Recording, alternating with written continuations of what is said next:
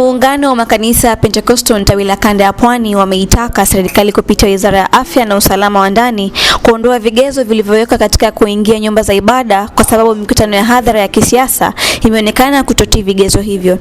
Akizungumza na waandishi wa habari, mwenyekiti wa muungano wa makanisa hayo Bishop Tinalo ameeleza kuwa inasikitisha kuwa nyumba za ibada zimewekwa masharti ya kuabudu huku wanasiasa wameacha kufanya mikutano ya hadhara bila ya kuzingatia kanuni za Wizara ya Afya, huku akitaja hatua hiyo kuonekana kudharau nyumba za ibada.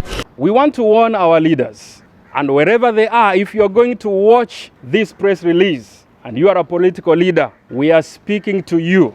You must stop behaving as though you are more popular than God. Because what we are seeing are leaders that are portraying themselves like they are more popular than God.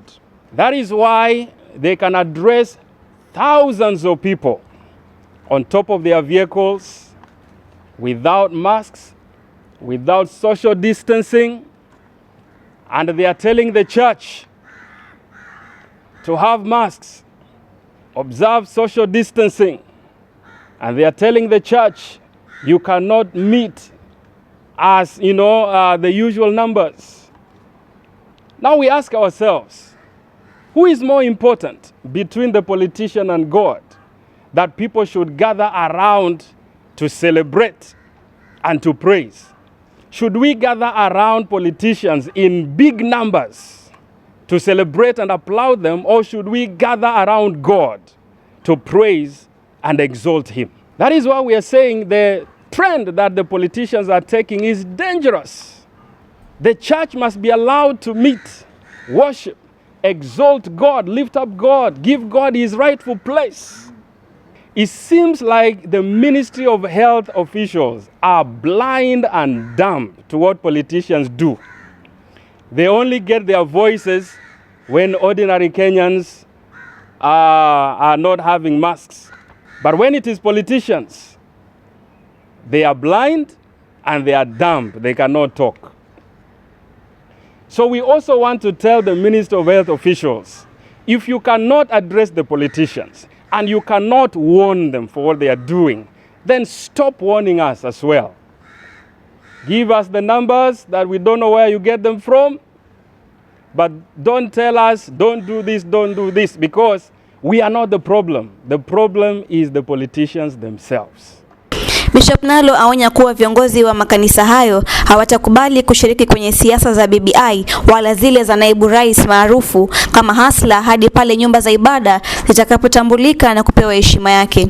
Wakati huo huo, Bishop Nalo ameeleza msimamo wa makanisa hayo katika hatua ya jaji mkuu kumshauri rais kuvunjia mabunge, huku akieleza kuwa japo hatua hiyo ni sawa ya kikatiba, hali hiyo itasababisha matatizo zaidi, ikiwemo matumizi ya fedha katika kuandaa chaguzi ndogo kote nchini. On the dissolution of parliament, we cannot blame Maraga for what he has done. Maraga has simply done what is expected of him to do. He is not the creator of the problem.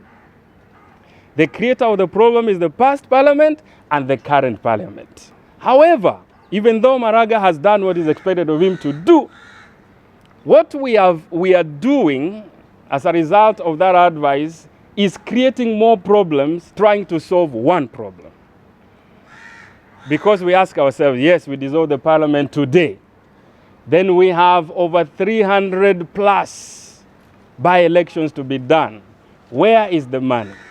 IEBC is crippled. Who is going to oversee these by-elections? This is not to say what Maraga has done is wrong. He has done the right thing. He has done what is expected of him to do.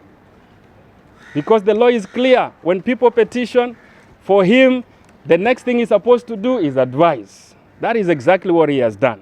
Hii mambo ya kuomba Mungu abariki Kenya, bariki viongozi wetu waongoze, sasa tutabadilisha. We will begin to pray and say, the money you loot, you will never enjoy it. Yes. It will be blown out like dust. Yes.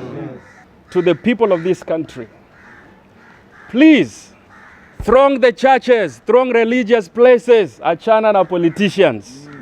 They are taking us nowhere.